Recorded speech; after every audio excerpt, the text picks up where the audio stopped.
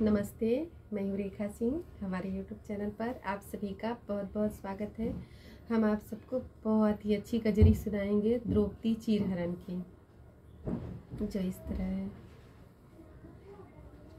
सुनी रजिया हमार हो, कहवा हेराई गइल बीरना। सुनी रजिया हमार हो, कहवा हेराई गइल बीरना। नीच दुशासन खींचे हमरी चुनरिया, नीच दुशासन खींचे हमरी चुनरिया। बहिनी कसुनी लगो हार हो, कहवा हेराई गइल बीरना। बहिनी कसुनी लगो हार हो, कहवा हेराई गइल बीरना। सुनी रजिया हमार हो, कहवा हेराई गइल बीरना। ममपति पाँचो मौन होई बैठे, ममपति पाँचो मौन होई बैठे। पापी कर देहिया उघार हो, कहवा हेराई गइल बीरना। सुनी रजिया हमार हो, कहवा हेराई गइल बीरना।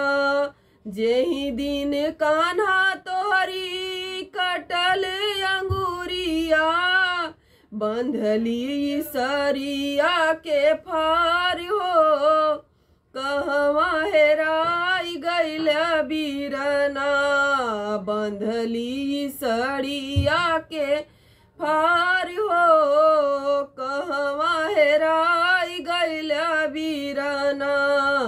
सुनी रजिया हमार हो, कहवा हेराई गइल बीरना।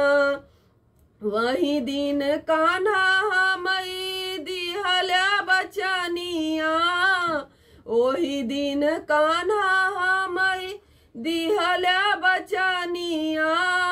भूलबई न कर जे तोहार हो, कहवा हेराई गइल बीरना।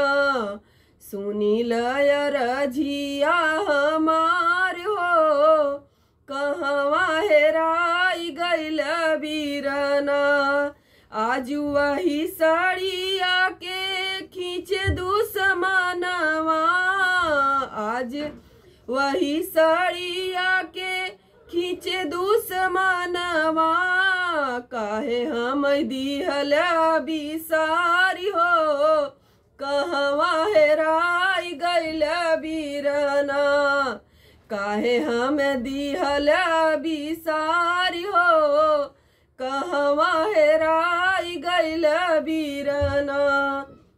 सुनी रजिया हमार हो, कहवा हेराई गइल बीरना। बेरिया सुनत कान्हा सरिया बढ़ावे, टेरिया सुनत कान्हा सड़िया बढ़ावे। चारी ओरी लगाया अंबार हो, चारी ओरी लगा अंबार हो। आई गइले मोरे बीरना, चारी ओरी लगा अंबार हो। आई गइले मोरे बीरना।